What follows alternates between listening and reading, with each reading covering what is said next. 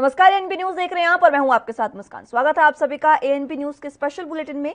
बात आज एक बार फिर से कोरोना की करेंगे, क्योंकि कोरोना वायरस की दूसरी लहर का कहर लगातार कमजोर होता जा रहा है, कम होता जा रहा है। गुरुवार को देश में कोरोना संक्रमण से 962 मौतें हुई है। 4 दिन में ये तीसरा मौका है जब देश में मौत का आंकड़ा 1000 से कम रहा।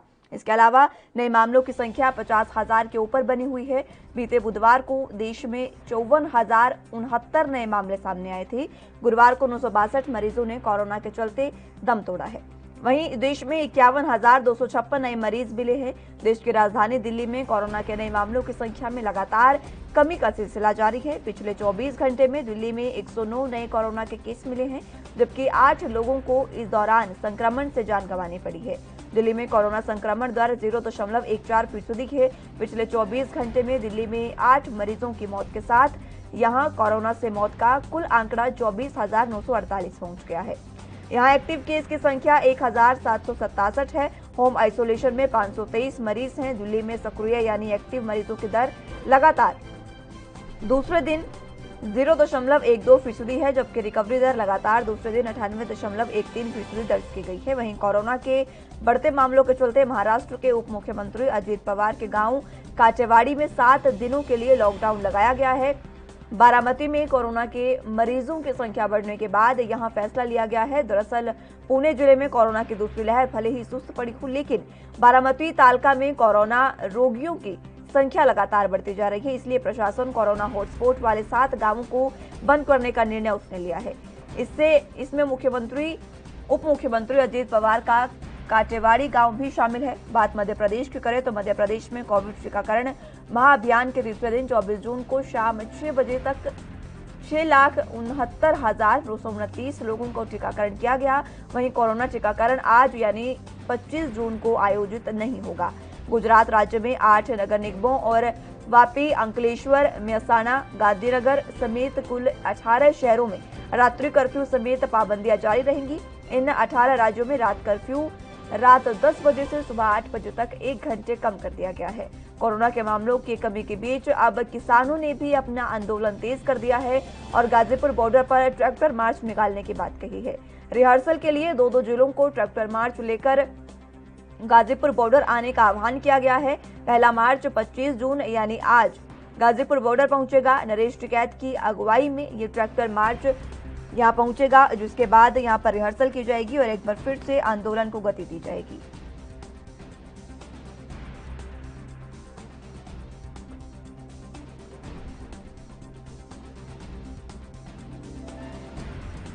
तो देश में 1000 से कम मौतों का आंकड़ा रहा है। इस बीच अब किसान आंदोलन एक बार फिर से रफ्तार पकड़ते नजर आ रहा है। हालांकि कहीं कहीं कोरोना का जो असर है, कोरोना की लहर का असर है, वो अभी देखने को मिल रहा है।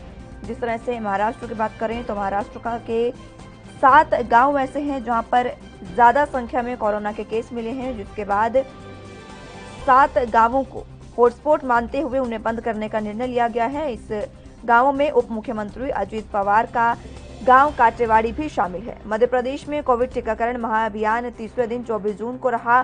शाम 6 बजे तक यहां पर 59,929 लोगों का टीकाकरण हुआ, लेकिन आज टीकाकरण अभियान जो है वो बंद रहेगा। आज टीकाकरण आयोजित नहीं होगा। गुजरात राज्य के 8 नगर निगमों में और साथ ही कई शहरों में भी रात्रि कर्फ्यू समेत पाबंदियां जारी रहेंगी। यानी कहीं ना कहीं जहां कोरोना का कहर लगातार कम होता जा रहा है, इस बीच सख्तियां, पाबंदियां धीरे धीरे कम होने लगी हैं। लेकिन कई राज्य ऐसे भी हैं जहां पर एक बार फिर से लॉकडाउन की नौबत आ गई है। कई इलाके ऐसे हैं जहां पर लॉकडाउन की नौबत एक बार फिर से आ चुकी है। जिस तरह से महाराष्ट्र में 8 गांवों में लॉकडाउन एक बार फिर से कर दिया गया है और इसी के साथ गुजरात में भी रात्रि कर्फ्यू लगा दिया गया है। हालांकि कुछ ढील उसमें दी गई है। दिल्ली की बात करें तो दिल्ली में संक्रमण जो है वो लगातार घटता नजर आ रहा है और अब 24 घंटे में दिल्ली में मात्र 918 लोगों की मौत हुई है। 109 कोरोना के केस दर्ज हुए हैं, जबकि 8 लोग संक्रमण से इस दौरान उनकी जान गई है और 962 मौतें फिलहाल पूरे देश में गुरुवार को हुई हैं। तो कोरोना के आंकड़ों के साथ साथ ये भी बता दें कि कोरोना के मामलों के बीच अब किसान आंदोलन भी एक बार फिर से तेजी पकड़ने लगा है। एक बार फिर से रफ्तार में किसान आंदोलन आ गया है। खुद राकेश टिकैत का कहना है कि सरकारी बीमारी बड़ी है, इसलिए इलाज लंबा चलेगा, ये राकेश टिकैत का कहना है। और इसी के लिए उन्होंने अब ट्रैक्टर मार्च निकालने का फैसला किया है। गाजीपुर बॉर्डर से ये मार्च निकलेगा, जहां पर आज एक ट्रैक्टर मार्च गाजीपुर बॉर्डर पहुंचेगा, जहां रिहर्सल के लिए दो जिलों को ट्रैक्टर मार्च लेकर गाजीपुर बॉर्डर आने का आह्वान किया गया है। नरेश टिकैत की अगुवाई में ये ट्रैक्टर मार्च गाजीपुर बॉर्डर पहुंचेगा, जहां पर किसान आंदोलन को एक बार फिर से तेजी और रफ्तार मिलेगी। लेकिन जहां कोरोना के केस कम होते जा रहे हैं, कोरोना का कहर अभी खत्म नहीं हुआ है, केस में लगातार कमी आ रही है, लेकिन एक बार फिर से किसान आंदोलन जिस तरह से रफ्तार पकड़ता नजर आ रहा है और कई ऐसे वाक्य हमने देखे जब इस तरह की भीड़ जुटी है। लगातार कांग्रेस भी पेट्रोल डीजल को लेकर प्रदर्शन करती रही है और कई ऐसे प्रदर्शन हैं जिसकी वजह से तीसरी लहर आने का अंदेशा जताया जा सकता है।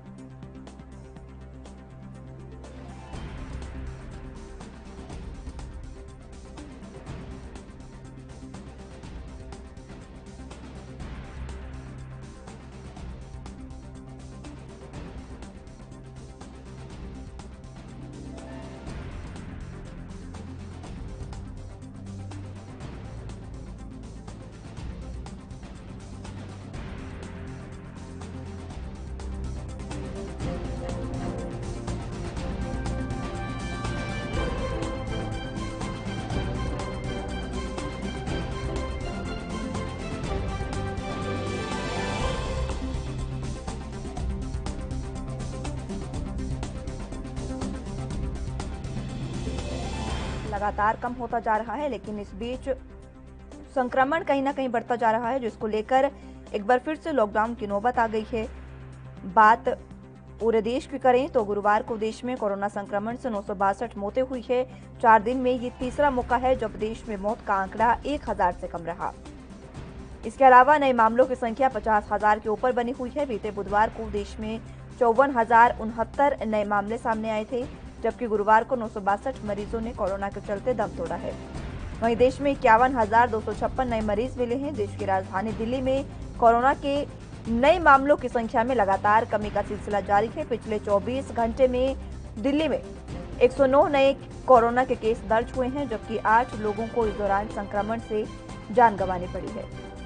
दिल्ली में कोरोना संक्रमण दर 0.14% रह गई है, यानी कहीं ना कहीं संक्रमण दर लगातार घटती जा रही है। लेकिन इस बीच अगर बात महाराष्ट्र की करें तो महाराष्ट्र में उप मुख्यमंत्री अजित पवार के गांव काचेवाड़ी में 7 दिनों के लिए लॉकडाउन लगाया गया है। बारामती में कोरोना के मरीजों की संख्या बढ़ने के बाद ये फैसला लिया गया। दरअसल पुणे जिले की कोरोना की दूसरी लहर भले ही सुस्त पड़ी है, लेकिन बारामती तालुका में कोरोना रोगियों की संख्या लगातार बढ़ती जा रही है। इसलिए प्रशासन ने कोरोना हॉटस्पॉट वाले 7 गांवों को बंद करने का फैसला लिया है। और इसी बीच उप मुख्यमंत्री अजित पवार का काचेवाड़ी गांव भी इन्हीं गांवों में शामिल है। मध्य प्रदेश में कोविड टीकाकरण अभियान जो है 3 दिन चलने के बाद आज बंद रहेगा। आज ये अभियान शुरू नहीं होगा। गुजरात में भी इसी तरह के हालात हैं। चलिए, तो इसी बीच हमारे साथ राजीव तिवारी संवाददाता फोन लाइन पर जुड़ चुके हैं। राजीव, दिल्ली में क्या हाल है, क्योंकि लगातार जिस तरह से कमी कोरोना के केसों की होती जा रही है, कहीं ना कहीं खुशखबरी है ये लोगों के लिए, फिलहाल लोगों का क्या रुख है? देखिए, बिल्कुल पहले जिस तरीके से बात करें कोरोना की, तो कोरोना कहीं ना कहीं काम होता चला जा रहा है, क्योंकि जनता जो है अब संकेत सोचने लगा रही है। क्योंकि जिस तरीके से कोरोना के आंकड़े घटे हैं, उससे कहीं ना कहीं जनता को कहीं ना कहीं अर्थव्यवस्था या जो क्या थी वो वापस पटरी पर आई है। जी, वापस पटरी पर आ गई है। लेकिन राजीव, आगे क्या कुछ वैक्सीनेशन के लिए सरकार की रणनीति है? किस तरह से तीसरी लहर आने से पहले वैक्सीनेशन को पूरा किया जाएगा? देखिए, जिस तरीके से बात करें तीसरी लहर से आने से पहले ही सरकार की तरफ से के लोगों को समझाया जाए कि कोरोना से बचने के लिए वैक्सीन की बहुत ज्यादा जरूरत है। और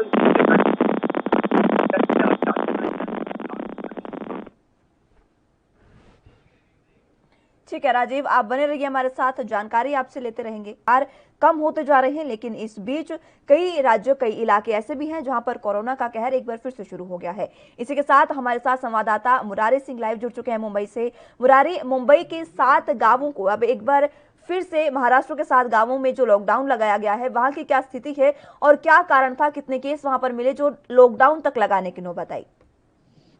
देखिए मुस्कान, जिन 7 गांवों को महाराष्ट्र सरकार स्वास्थ्य विभाग द्वारा सील किया गया है, उन गांवों में कोरोना संक्रमण की जो मरीजों की संख्या थी वो दिन प्रतिदिन वहां पर इजाफा हो रहा था। संक्रमणों की संख्या कहें या फिर मरने वालों का आंकड़ा, कोई राहत वहां से नहीं मिल रही थी। यही वजह है कि बृहन मुंबई महानगर पालिका या स्वास्थ्य विभाग, इन लोगों के साथ संपर्क किया गया और उसे कोरोना की चैन को कह सकते हैं तोड़ने के लिए एक कदम उठाए गए हैं। जबकि महाराष्ट्र में अगर 24 घंटे की बात करें तो 9,844 पॉजिटिव केस पाए गए हैं, जबकि 197 लोगों की कोरोना संक्रमण के चलते महाराष्ट्र में मौत हो चुकी है। लगातार प्रवासी मजदूर भी मुंबई पहुंच रहे हैं। जो भीड़ भाड़ के जो इलाके हैं अब फिर से गुलजार हो रहे हैं, तो ऐसे में संक्रमण बढ़ने का खतरा और डर था और यही वजह था कि यहाँ पर कोई लापरवाही न करते हुए इन 7 गांवों में लॉकडाउन के तहत पाबंदियां लगा दी गई है। मुस्कान, लेकिन मुरारी देखिए, जिस तरह से अब खतरा एक बार फिर से मंडराने लगा है महाराष्ट्र पर, और हमने देखा पहली लहर दूसरी लहर में महाराष्ट्र सबसे ज्यादा प्रभावित था कोरोना के केसों से। क्या अब भी यही कहा जा सकता है कि लोगों में जागरूकता की कमी है? क्योंकि जब सब चीजें देख ली है उसके बाद भी अगर ऐसी लापरवाही करते हैं तो खुद हम ही इसके लिए जिम्मेदार हैं। मुस्कान, ये कहना गलत नहीं है, क्योंकि जिस तरीके की लापरवाही बरती गई और जिसका खामियाजा दूसरी लहर के रूप में भुगतना पड़ा था, उसी तरीके की लापरवाही अब फिर देखने के लिए मिल रही है। सरकार ने थोड़ी ढील क्या दी दी है कि लोगों में कोरोना का डर पूरी तरह से खत्म हो चुका है। स्लम इलाकों में बात करें या गार्डन में या सार्वजनिक जगहों पर कई ऐसे लोग हैं जो सोशल डिस्टेंसिंग, मास्क और सैनिटाइज का इस्तेमाल नहीं करते हैं। कहीं तीसरी लहर की जो बात कही जा रही है, अगर ऐसा होता है तो महाराष्ट्र की जो तस्वीरें होगी वो काफी डरावनी। बिल्कुल, इस तरीके से संक्रमण से महाराष्ट्र की जो तस्वीर होगी, बहुत सही कहा आपने कि आगे डरावनी होने वाली है।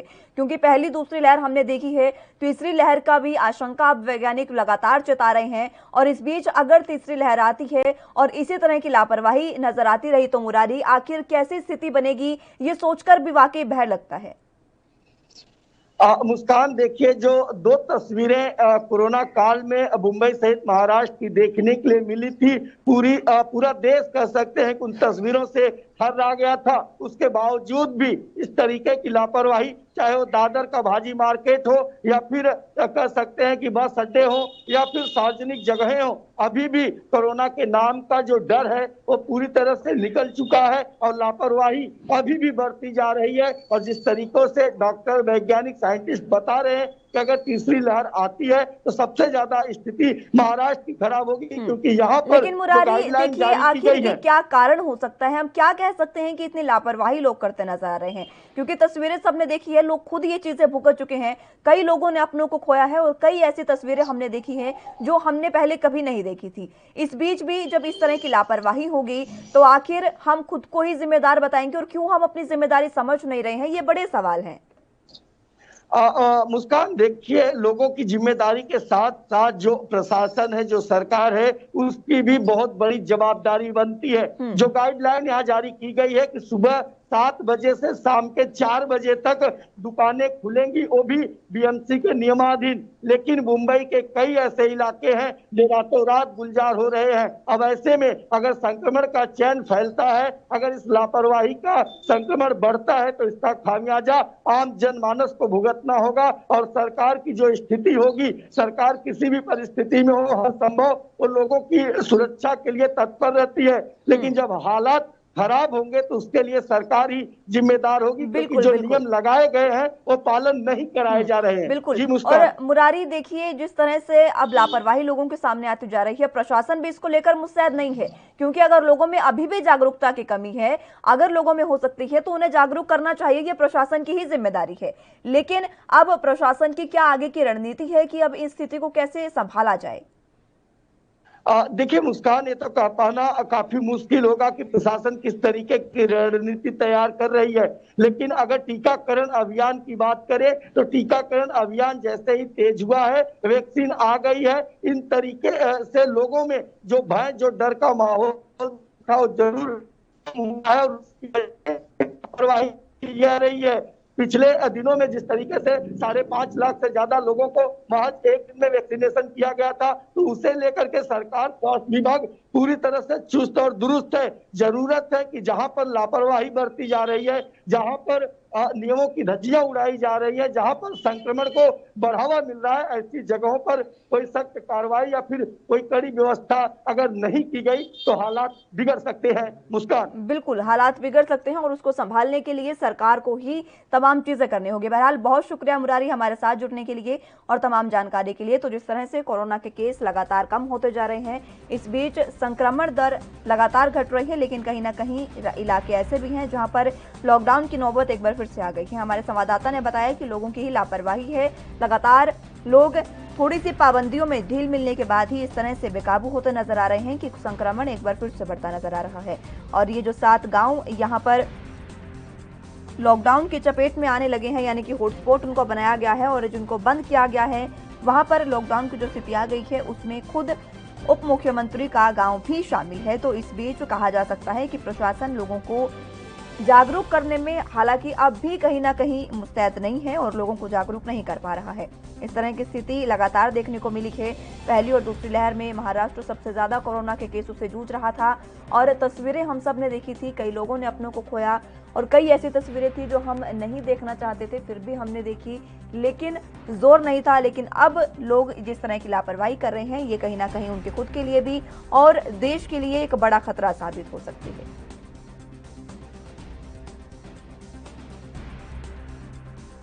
पुणे जिले में कोरोना की दूसरी लहर भले ही सुस्त पड़ी है, लेकिन बारामती तालुका में कोरोना रोगियों की संख्या बढ़ी है और इसी वजह से 7 गांवों को हॉटस्पॉट बनाया गया है, जिसमें उप मुख्यमंत्री अजित पवार का काचेवाड़ी गांव भी शामिल है।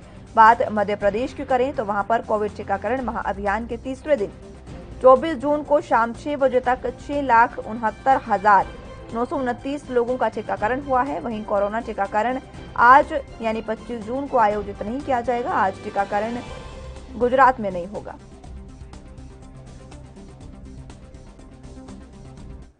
चलिए, इसी के लिए हमारे साथ ज्यादा जानकारी के साथ संवाददाता गणेश तिवारी इंदौर से लाइव जुड़ चुके हैं। गणेश, मध्य प्रदेश में आज टीकाकरण अभियान नहीं होगा, ये जानकारी कल ही दे दी गई थी। आखिर क्या ये कारण है कि आज टीकाकरण नहीं हो पाएगा?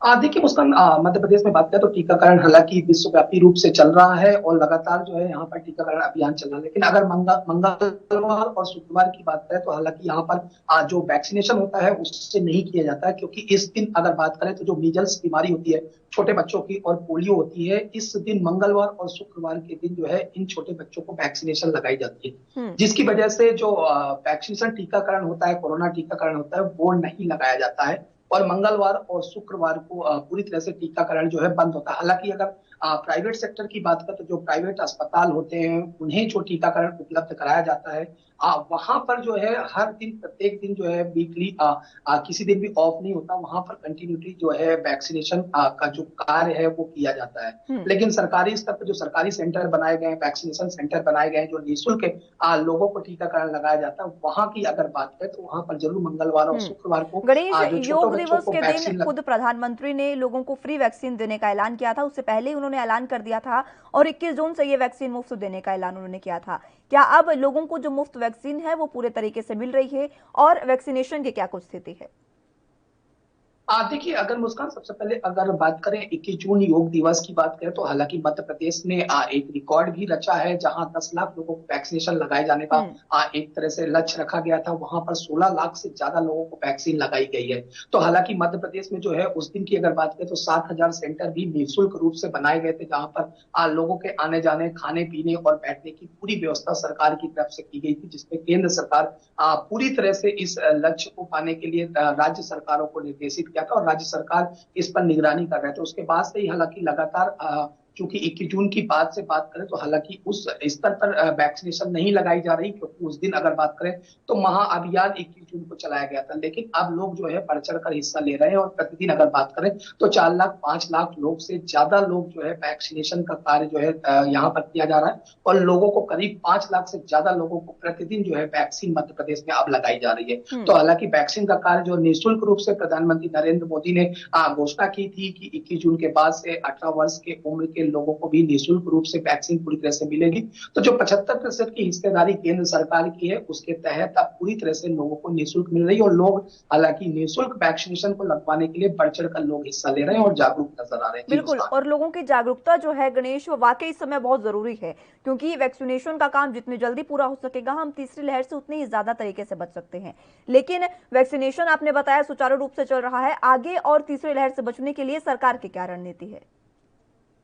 देखिए, सबसे पहले अभी जो खतरा मंडरा रहा है वो तीसरा जो लहर है कोरोना का, जिसे डेल्टा प्लस वेरिएंट कहा जा रहा है, उसके लिए सबसे ज्यादा चिंता मनाई जा रही है। हालांकि अगर डेल्टा प्लस वेरिएंट की बात करें तो मध्य प्रदेश में डेल्टा प्लस वेरिएंट ने दस्तक दे दी है, जिसे कि तीसरी लहर के संकेत माने जा रहे हैं। लेकिन अभी यह कहना उचित नहीं होगा, स्वास्थ्य विभाग का कहना है कि वो तीसरी लहर ही है। हालांकि डेल्टा प्लस वेरिएंट की बात करें तो मध्य प्रदेश में 5 ऐसे अभी तक मरीज मिल चुके हैं, भोपाल में मिल चुके हैं 3 लोग, वहीं उज्जैन की बात करें तो 2 लोग मिल चुके हैं, जिनमें से एक महिला की डेल्टा प्लस वेरिएंट की वजह से मृत्यु भी हो चुकी है। तो सरकार लगातार डेल्टा प्लस वेरिएंट के लिए पूरी तरह से अब जागती नजर आ रही है, क्योंकि अगर पूर्व की भी बात करें मुस्कान, तो दूसरी लहर की भयावहता मध्य प्रदेश में सबने देखी है, पूरे देश में सबने देखी है, किस कदर जो है दूसरी लहर की वजह से लोगों की परिजनों ने अपने अपनों को खोया है। लगातार कई कमियां भी देखने को मिली है। तो अब हालांकि उन सभी कमियों को पूरी तरह से दूर करने के लिए सरकार जो है, जो दूसरी लहर में तमाम इंतजाम किए गए थे उन्होंने अभी भी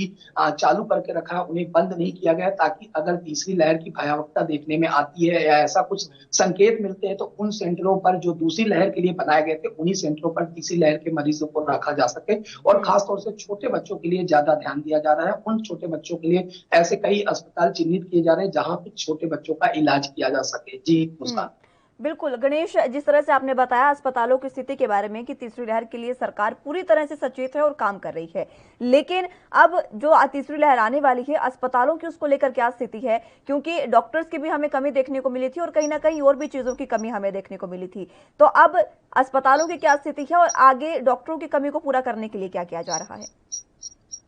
देखिए, सबसे पहली चीज पिछली पूर्व लहर की बात करें तो डॉक्टरों की कमी भी काफी देखने को मिली, बेड की कमियां भी देखने को मिली, तमाम इंजेक्शन जो थे उनको भी देखने को मिली और कालाबाजारी भी लगातार जारी थी। लेकिन हालांकि तीसरी लहर की भयावहता दूसरी लहर की भयावहता को देखते हुए अब सरकार पूरी तरह से लीड से जा चुकी है। अगर अस्पतालों की बात करें, जो तमाम डॉक्टर्स थे, उन डॉक्टर्स अभी भी अगर पूर्व की बात करें तो कई डॉक्टर अपनी मांगों को लेकर भी हालांकि हड़ताल पर जा रहे थे। कई हड़ताल मध्य प्रदेश सरकार के विरोध में उतर चुके थे अपनी मांगों को लेकर। हालांकि अभी उनकी मांगे जरूर पूरी नहीं की गई है, लेकिन उन्हें आश्वासन जरूर दिया गया है कि उनकी मांगे जो है पूरी की जाएगी। आश्वासन दिया गया है और जल्द ही उम्मीद यही है कि उनको उनकी ये जो मांगे हैं वो पूरी की जाए। बहरहाल बहुत शुक्रिया गणेश हमारे साथ जुड़ने के लिए और तमाम जानकारी के लिए। फिलहाल के लिए मेरे साथ इस बुलेटिन में बस इतना ही। आप जुड़े रहिए एनबी न्यूज के साथ। नमस्कार।